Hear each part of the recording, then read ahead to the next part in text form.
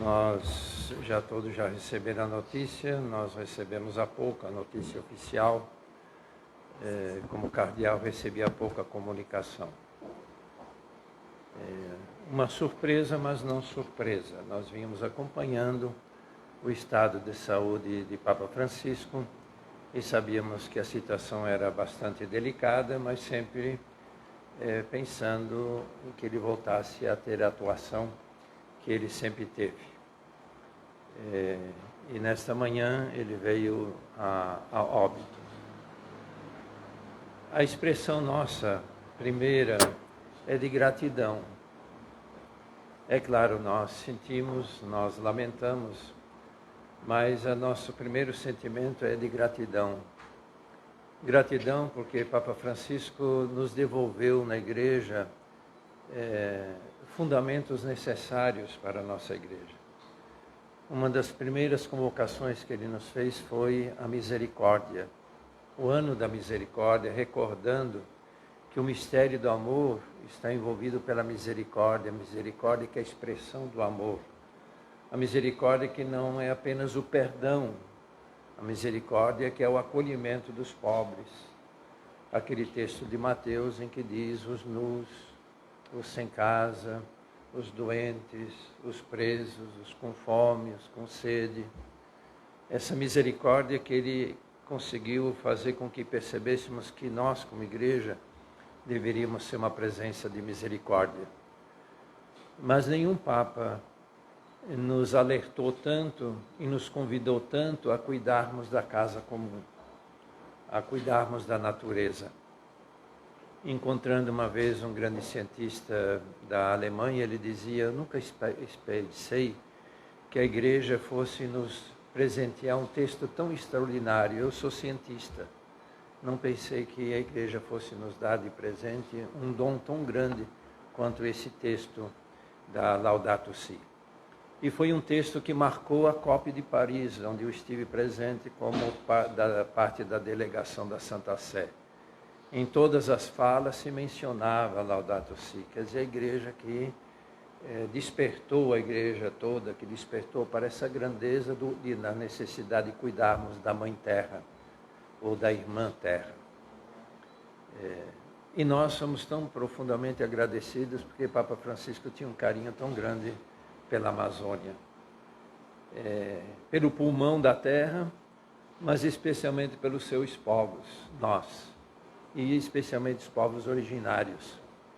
Cada vez que me encontrava com ele, ele sempre perguntava: e a nossa Amazônia como vai? A querida Amazônia como está? Quer dizer, ele sempre preocupado, sempre entendendo a necessidade e sempre de novo nos incentivando como igreja a ser uma igreja muito presente, uma igreja missionária, uma igreja que ajuda na transformação social.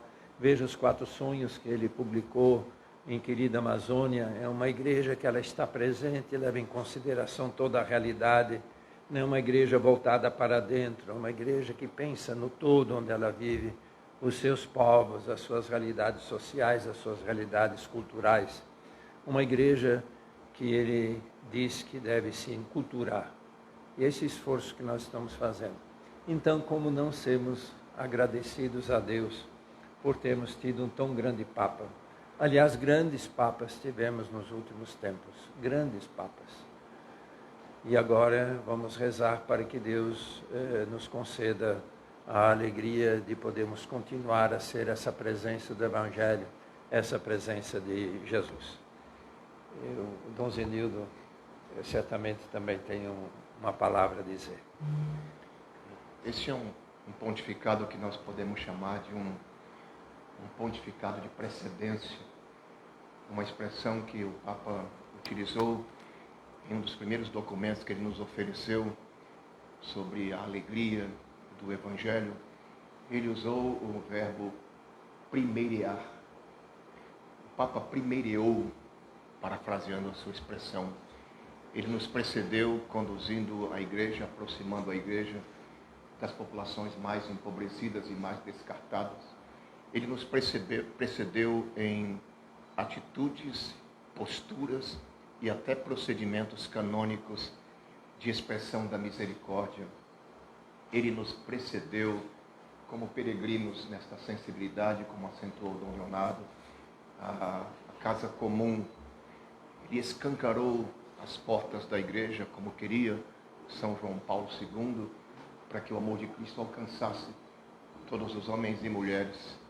Ele nos precedeu como peregrino da esperança, no jubileu apenas convocado e que estamos vivenciando. Ele sempre nos precede em todas as experiências da sua peregrinação no mundo, da sua acolhida de populações mais fragilizadas. Agora o Papa nos precede no céu. E é muito significativo para nós que neste tempo da Páscoa, na segunda-feira da oitava da Páscoa, o Papa tenha vivido a sua Páscoa. Na nossa nota da Arquidiocese nós reconhecemos. Até ontem as nossas comunidades estavam profundamente entusiasmadas com a ressurreição de Jesus, e na morte e na ressurreição de Jesus elas experimentaram a grandeza do seu amor. O anúncio da morte do Papa Francisco, embora nos cause uma profunda comoção, nos remete assim de modo muito imediato ao seu amor, à sua compaixão e à sua ternura. A igreja vai viver por um bom tempo a memória desta compaixão de Deus que nos chegou pela pessoa, pelos gestos, pelo pontificado do Papa Francisco.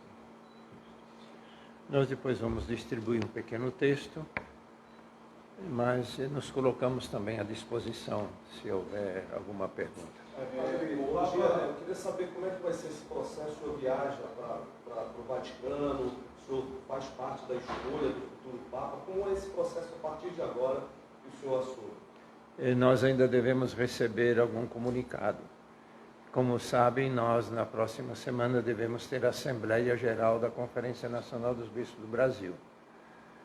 Dom Jaime, o cardeal Jaime Spengler, está convocando uma reunião extraordinária para vermos o que fazer com a Assembleia, porque ainda não temos as informações necessárias do dia do sepultamento, aonde será sepultado, e também ainda não sabemos quando iniciarão as sessões de diálogo que normalmente acontecem antes da eleição. Tudo isso ainda estamos no aguardo, mas haverá esse tempo que normalmente são em torno de 15, 20 dias. Mas devemos receber as informações do cardeal Farrell, que é o chamado Camelenco. O Papa ele sempre foi muito conhecido durante essa caminhada de simplificar alguns rituais, de denunciar algumas questões mesmo ali diante, inclusive sempre estando na mídia por esse fato. Até mesmo agora ele estava já preparando o ritual dele, já simplificando também. Quais são as mudanças, até essas agregações filosóficas que ele traz para o clero nesse momento? Existe uma igreja católica hoje antes do Papa Francisco e agora nesse momento após? Eu penso que a igreja de Papa Francisco é a igreja do Concílio Vaticano II.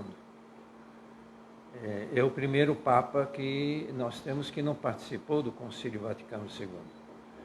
E isso tem um significado importante. Existem reações dentro da própria igreja quanto a algumas iniciativas do Papa.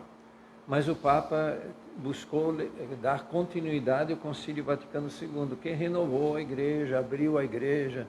Se formos olhar, por exemplo, o texto do Lumen Gentium, que fala da igreja, formos ler o texto Gaudium et Spes, que fala das realidades todas onde a igreja está inserida, vamos ver que o Papa está muito, muito conectado com esse pensamento do concílio. Eu diria assim que o Papa foi o grande continuador, depois de Paulo VI, foi o grande continuador do Concílio Vaticano II. É claro, a igreja ela vai caminhando a passos lentos, mas vai caminhando.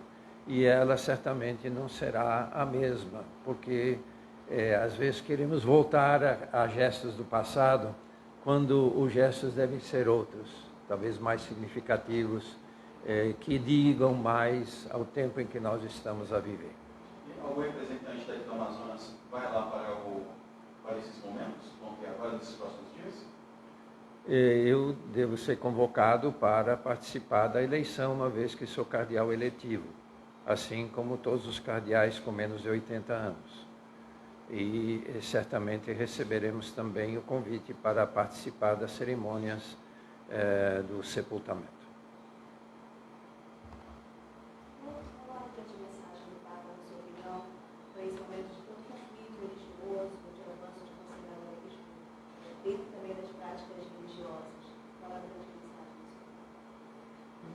O Papa não queria voltar ao passado. A questão, por exemplo, da celebração da Eucaristia de Pio V, ele foi assim muito firme no sentido de dizer: nós vamos seguir a liturgia aprovada por São Paulo VI. Esses passos todos que nós temos que ir dando, não voltarmos aos gestos do passado. A celebração da Eucaristia teve grandes mudanças, não só agora recente, já do tempo de Jesus. Jesus se sentou ao redor de uma mesa, aliás, eles não se sentavam, eles quase que deitavam junto da mesa. E foi ali que ele distribuiu o pão consagrado e o vinho consagrado. Quer dizer, não sei se a gente pode falar em avanço ou retrocesso, conservador ou não conservador, mas eu diria assim, ele procurou ser fiel àquilo que o concílio propôs. Aquilo que o concílio propôs, ele procurou ser fiel. E animando as pessoas, animando os fiéis a irem assumindo esse modo de estar. É claro que dar testemunho da fé hoje não é tão simples dentro de um mundo com o pensamento técnico-científico. Não é mais o pensamento de um tempo onde o cristianismo era único. Então, esse desejo de voltar para o passado é esse desejo de achar que a gente vai conseguir ter uma mentalidade, uma compreensão única como no passado. Não vamos ter mais. A compreensão de hoje é o pensamento técnico-científico, e hoje está virando pensamento virtual. E hoje está virando inteligência artificial. Como dentro disso, e no entanto, permanecer fiel ao Evangelho. Como dentro disso, permanecer fiel a Jesus, que anunciou o reino de Deus, foi crucificado, ressuscitou e disse: a vida tem esperança. A vida não termina com a morte. Como sermos fiéis a isso? Eu penso que o Papa foi fidelíssimo a essa mensagem, tanto assim que ele chamava de o Evangelho da Alegria.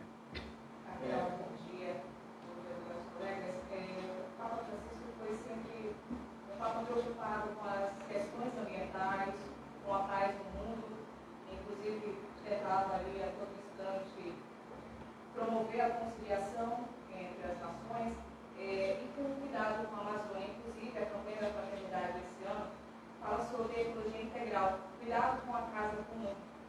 E um tema tão abordado por ele é um legado também que a gente vai levar para as próximas gerações e continuar trabalhando isso na igreja. Nós no Brasil já estamos há muitos anos voltando sempre de novo a essa questão. Se vocês forem olhar na campanha da fraternidade, nós temos no Brasil quase uma história. Por quê?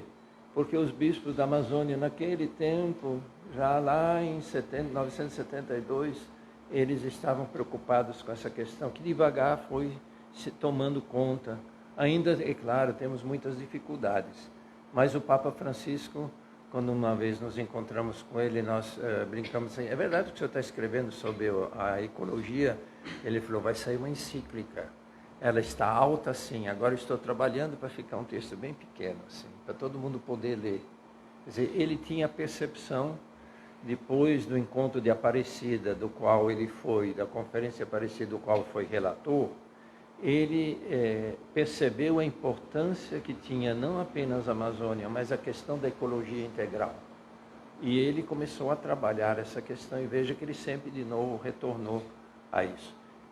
Isso vai permanecer. Hoje não tem mais como, apesar de haver contestação quanto a essa questão do meio ambiente. Aqui na Amazônia mesmo nós temos contestação, com todas as dificuldades que nós temos com o garimpo e tudo mais, existe contestação. Teremos, mas eu penso que devagarinho vai crescendo a percepção de que ou cuidamos da nossa casa ou vamos sossobrar todos juntos. Adel, bom dia. A gente sabe que na escolha do novo Papa tem todo um processo, mas caso o senhor se torne sucessor, qual seria esse maior desafio para vir como sucessor do Papa Francisco? Isso não dá nem para responder, porque não sou eu, não. Não.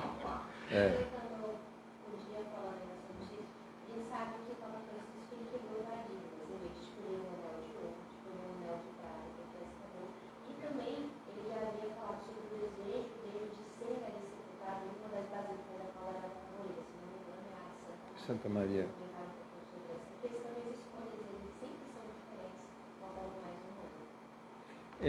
Tem uma questão que talvez nós não prestamos muita atenção, mas Papa Francisco deu muita importância às mulheres. Veja que hoje tem uma prefeita, as chamadas antes congregações, ou que nós chamaríamos, entre aspas, de ministérios, são chamados dicastérios. E hoje temos um leigo à frente de um dicastério da comunicação, leigo, e da vida religiosa, da vida consagrada, é uma mulher, uma religiosa. E hoje quem é a prefeita do Estado do Vaticano é uma mulher. Então, não sei se a gente deveria chamar quebra de paradigmas, mas ele ir percebendo que a igreja é povo de Deus e que todos, mulheres e homens, participam dessa vida. E ele tem insistido cada vez mais, e nós aqui no Amazonas, nós não estranhamos isso, porque a nossa igreja, ela é quase dirigida pelas mulheres, né? As nossas comunidades, as lideranças são mulheres, à frente das pastorais quase sempre são as mulheres, essa presença da mulher na igreja, e ela é que transmite a fé, não só porque é mãe, mas porque é catequista, porque é ministra da palavra, ministra da Eucaristia, e o Papa tem dado muito, mas também quebrou outros paradigmas. Por exemplo, o modo do acolhimento, por exemplo, dos homoafetivos. Acolher, não rejeitar, não condenar, esse respeito pela pessoa humana, é o respeito, por exemplo, por quem não é católico, quem não é cristão, essa relação com as outras religiões. E já João Paulo II fez muito isso, Paulo VI já tinha feito, João Paulo II também, Bento XVI tinha um diálogo muito profundo também, mas eu penso que o Papa Francisco teve gestos, e esses gestos é que foram devagarinho, vai despertando a igreja de que ela é mais do que esse modo voltado para dentro. Ele não é nem para dentro nem para fora. O modo de ser dela que leva em consideração todos aqueles que fazem parte da igreja, do povo de Deus. Bom dia. Bom dia, Gabriel.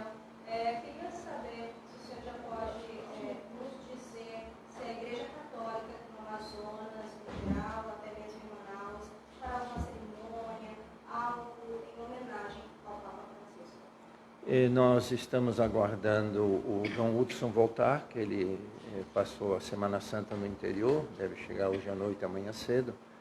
E nós vamos conversar entre nós, 4 bispos, e desejamos fazer em todas as comunidades uma celebração. E se Deus quiser também, vamos ver se a gente consegue hoje ainda fazer que onde houver um sino, que o sino toque, como uma recordação nossa.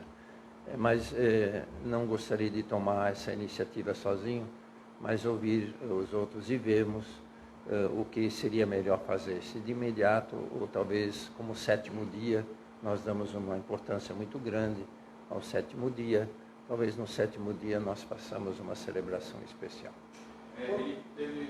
Só finalizar, né, 2 perguntas. A primeira é se existe um nome brasileiro que o cara já enxerga como um nome forte para estar ocorrendo lá. E a segunda é que, como foi comentado aqui, o Papa tinha muita capacidade de trazer reflexões contemporâneas, uma forma a tocar as almas desse momento, mesmo diante de todas as gerações. Existe alguma reflexão que vocês querem deixar também, trazer para todos, que poderia partir dessa imagem que foi o Papa Francisco, essa liderança? Eu acho que o Dom Zenildo podia responder, né? Ou então, para a eleição de um novo Papa, num conclave, o novo Papa é escolhido entre os cardeais. Há uma expressão que se diz que num conclave, quem entra Papa sai cardeal. Não existe essa questão de nomes que se destacam, dos preferidos. Evidentemente as especulações se constroem, mas nem sempre, quase sempre não se confirmam. Então não passa por esse processo como nós atualmente somos acostumados a acompanhar. Depois tem um elemento muito interessante, há uma expressão latina da teologia sobre a igreja, que diz que a Eclésia sempre reformando est. A igreja está sempre num processo de mudança, sempre num processo de transformação. cada pontificado deixa a sua marca na igreja. Nos últimos anos, uma das questões, digamos assim, da essencialidade, do jeito de ser da igreja, que o Papa Francisco tinha um cuidado particular, era do exercício da existência eclesial a partir da comunhão, resgatando uma expressão muito profunda da sinodalidade. O Papa São João Paulo II já havia mencionado e acionado em uma encíclica nas proximidades do novo milênio, ainda quando celebrávamos o ano 2000, que um dia seria necessário rever o modo de exercício do ministério petrino, que é o ministério do Papa.